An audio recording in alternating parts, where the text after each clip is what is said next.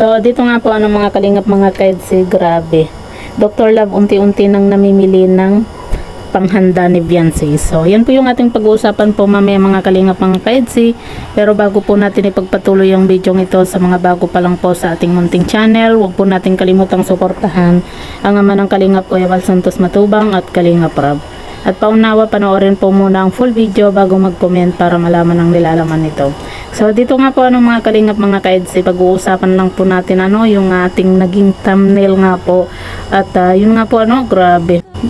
Unti-unti na nga pong namimili nga po itong si Dr. Love nga po ng panghanda nga po ni Beyonce mga kalingap. Grabe napakaswerte po ni Beyonce mga kalingap kasi may mga generous po siyang sponsor At isa na din po dito si Sir Leo din nga po na talagang pinaghandaan din po yung magiging birthday nga po ni Beyonce, di ba? At dito nga po mga kalingap mga kaedsi, grabe talagang napakadami po ng handa ni Beyonce dahil nga po ngayon pa lang po ang nabili pa lang po ni Dr. Love nga po na handa nga po ni Beyonce at nakita nga po natin na talagang napakadaming soft drinks, tubig at saka bigas po na dinala nga po ni Dr. Love nga po kina Beyonce sa bahay nga po nila Beyonce. Parang si Beyonce pa lang po mga kalingap mga kaedsi ang may ganitong handa nga po sa Kalingap Angels na talagang 4 na baboy po yung ihahanda nga po sa birthday nga po ni Beyonce. Ang pagkakalam ko po mga kalingap mga kaedsi ay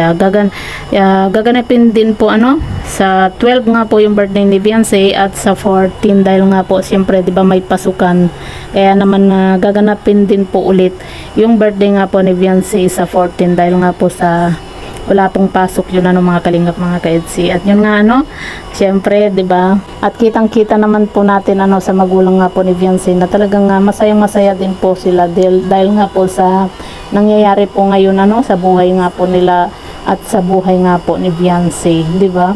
Kasi kung hindi din po kay Beyonce mga kalingap, hindi po sila magkakaroon po ng mga ganyang bagay lalo na po yung sa lupa at pabahay, 'di ba? Para sa kanila.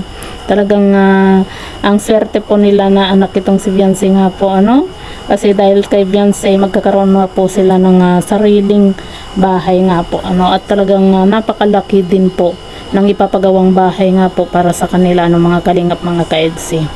At yan nga po mga kalingap, grabe nakaka-excite na po.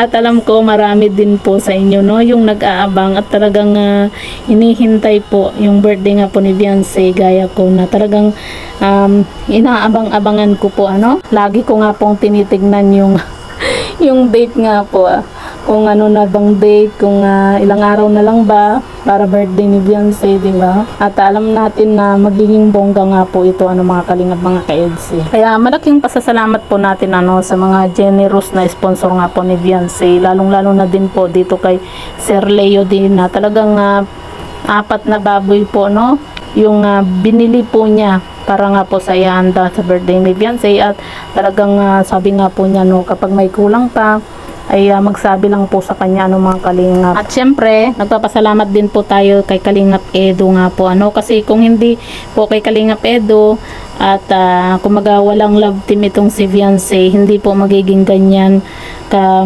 bless itong si Beyonce nga po mga kalingap mga kaedsi. Kaya talagang itong si Beyonce mga kalingap mga kaedsi, grabe. Lagi po siyang nagpapasalamat din po kay Kalingap Edo dahil nga po sabi niya kung hindi din daw po kay Kalingap Edo ay wala pong ganyan na nakakapunta siya sa ibang lugar, nakakapasyal po siya sa mga gusto niyang puntahan, di ba? Kaya malaking tulong din po itong si Kalingap Edo dito kay Beyonce nga po mga kalingap mga kaedsi. Kaya pagpalain na lang din po mga kalingap yung mga sponsor nga po ni Beyonce para mas marami pa po silang matulungan nga po na kagaya nga po ni Beyonce mga kalingap mga kaedsi. So yan po mga kalingap mga kaedsi, sino ba sa inyo ang excited na sa gaganaping birthday nga po ni Beyonce? So i-comment nyo lang po sa ibaba at babasahin po natin isa-isa.